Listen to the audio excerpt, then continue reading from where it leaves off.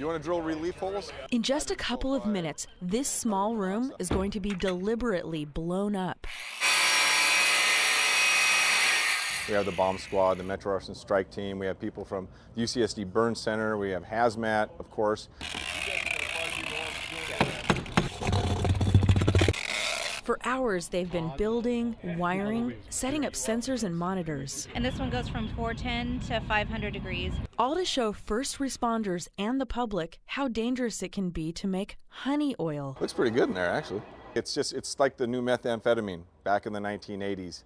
There was lots of meth labs. Now we have lots of these honey oil labs that we're responding to on a regular basis. When you extract THC from marijuana, the product you get is called honey oil. On the street, it can be called hash oil, wax, shatter, or crumble. We do have 12 cans of butane set up. We can remotely actuate.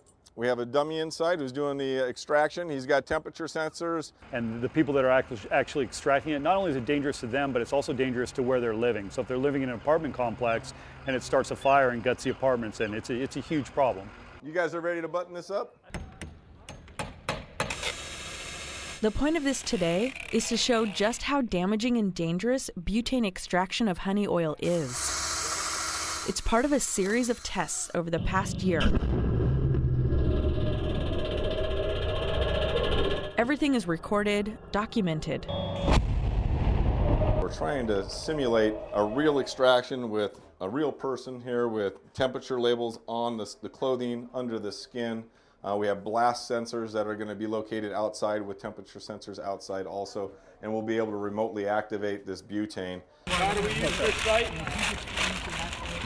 Get this going. So we're sealing the bottom of this simulated apartment to make sure that the gas is contained inside, just like it would in a regular living space. Everything's set. Ignition from safety.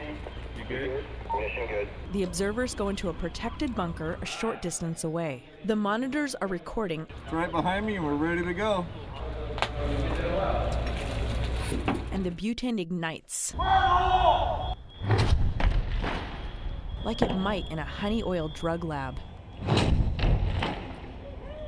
In an instant, the shock of the blast knocks out walls and windows, and superheated gases and flames sear everything and everybody inside. Fortunately, in this case, it's just a dummy. So the butane actually got into the wall and exploded the wall out.